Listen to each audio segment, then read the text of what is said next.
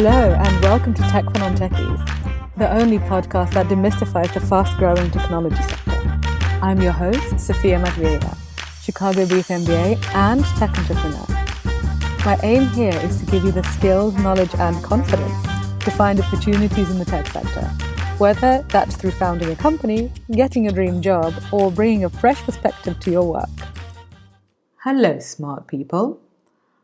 Last week, I asked you to leave me some reviews for this podcast for my birthday, and I got some wonderful ratings and reviews, and I just wanted to read one which I love. I'm heading up a music business, and it's a digital startup. I'm new to the tech digital world, and I need to learn fast. This podcast is exactly what I need. The content is excellent, and I already learned a lot. It's great to learn in podcast form too, as opposed to reading or courses. I can stick my headphones on, go for a walk, and learn at the same time.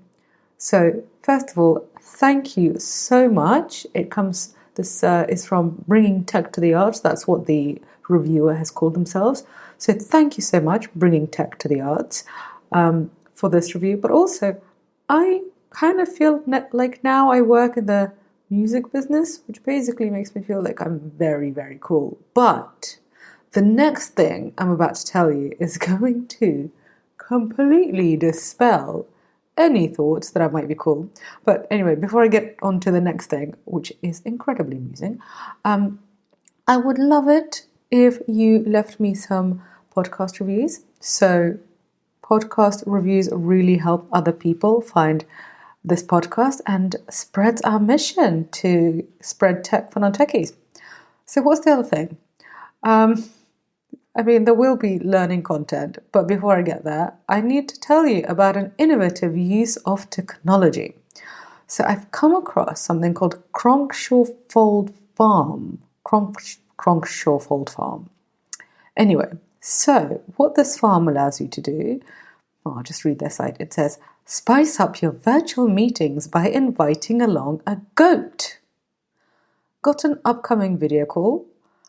Find out if your workmates, friends and family are paying attention by adding a goat for only £5. For the bargain price of £5, you can choose one of our goats to join you for 5 minutes of your video meeting. All proceeds go towards bulk buying loo roll. This is amazing. And then on this website, there are pictures of goats that you can book. So, goats on Zoom, people, this is what we have come to. A year of lockdown. We have gone completely mad. But I think it is bloody brilliant. So, just Google goats on Zoom. I'm assuming they're the only people offering the service. Sadly, they're not the sponsors of the show, but if Cronkshaw-Fold Farm want to get in touch about sponsoring any of the episodes, I would be very, very happy. Anyway, so today, goats are not the only topic. They're just an example that technology is helping us to do all sorts of things. And some of them are highly unexpected. Software is now a web, which is interwoven into our world. And today, I want to talk to you about a key concept that allows this to happen. And that concept is APIs. API stands for Application Programming Interface. You'll never use the full term, so you might as well forget it now. Just say API. That's what everybody else does.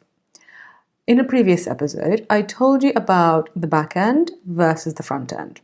If you haven't listened to it, then go back to episode 32 after this one. The concepts in that episode are foundational. But for the purposes of today, you just need to know that most apps and sites have a back end and a front end. The back end is the foundation of your product and it's on the server side. So you'll often hear the words back end and server used interchangeably. They're slightly different concepts, but just remember that they're both on the back end. So in practice, that means that you, a human or a goat, will never come across it. A server is a computer that only talks to computers. It's a snub like that. A front end is the bit that you touch. So if you can poke it, if you can swipe it, if you can talk to it, then it is a front end.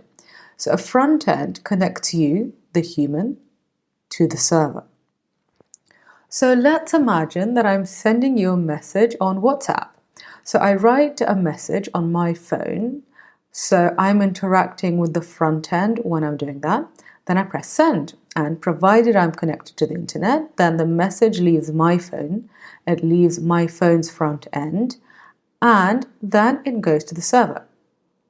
The server then captures my message, works out that I'm sending it to you, and pushes it out from the server to your front end. And all of this happens within the fraction of a second and across humongous distances. And when you actually stop to think about it, it is quite amazing. Human determination and ingenuity have made this possible, and it's one of the reasons I really love learning about technology, and I'm awed by what humans can make, and I'm excited that I can be part of it too, and so can you. And we don't need to be coders to participate. So we can see from the example above that the server is kind of like the amazing brain in your application. But an amazing brain is a processing organ. And what do processing organs need? They need sensory organs to take in information and to give it out again. And that's exactly where APIs come in. So APIs are like the eyes and the ears and the mouth of the server, and the server is like the big smart brain that stores information and that gives out information. So in order for your server to talk to other servers and to front ends, it needs an API, just like I need to use my mouth to get this information out of my brain and into this podcast. So literally, this is the tech bit done. You might want to listen to it again, but really the concepts are fairly simple. You might need to listen to it again if this is the first time you've come across them, but I promise you, you will get this in no time. So now, let's move on. So what makes this concept really exciting to me is not so much the tech bit, but the implications, because technology for its own sake is not what we do here. Technology is a tool that allows us to do things, that it allows us to solve problems. So what makes the concept of APIs really exciting to me is that APIs allow products and businesses to integrate with each other. APIs are just snippets of code that let you borrow another app's functionality or data within your product. So for example, when you see Google Maps within the Uber app, that's an API. That's Google Maps. So Google is a different company to Uber, and that's a Google product within an Uber product. That happens via the API. Every time you see login with Apple or login with Facebook or login with Google, you are seeing an example of an API. It's a bit of code from one product inside another product. And this shows just how interconnected our products are. Just have a look at most of the apps on your phone and you'll see that you can log in with Facebook and pay with PayPal on many of them. So really, it's all interconnected. And obviously, Facebook and PayPal are allowing this to happen. And in fact, they're encouraging this to happen. So why is that happening? So that's basically business strategy. APIs can help companies grow their user base, make more money, and collect more data about user behavior. And they can also be really good for branding. So deciding what APIs your product should have open is therefore both a business and a technical decision.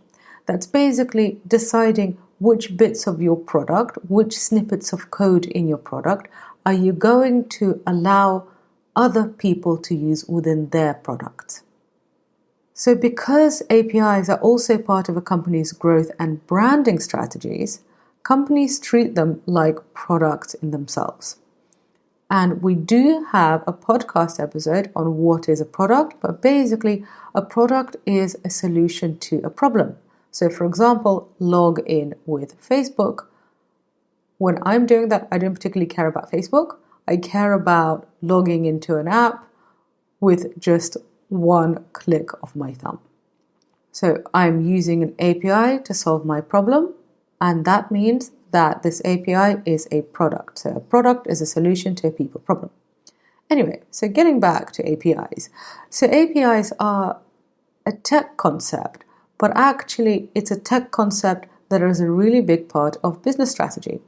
And speaking of business strategy, McKinsey, a fancy consultancy, estimates that $1 trillion in economic profit globally could be up for grabs through the redistribution of revenues across sectors within ecosystems. Okay, I have no idea how they came up with that, but the point is that whether it's $1 trillion that's up for grabs or just, several billion dollars, it's a lot. A lot of value can be created by working out how to integrate product and brand with each other. And this is why I really like the concept of APIs. At first glance, it's just a tech thing, but actually, it's a business strategy thing. It is definitely not a concept to be left to the engineers alone, which is why I wanted to teach it to you, my smart listeners.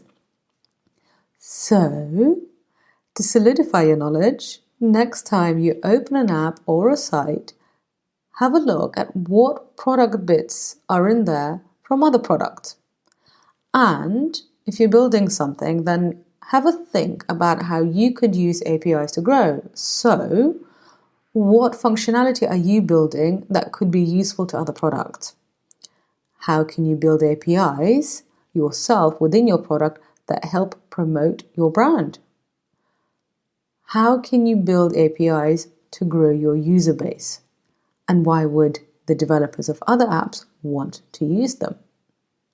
So I cover all of this and much more in the What Non-Technical Founders Really Need to Know About Tech course.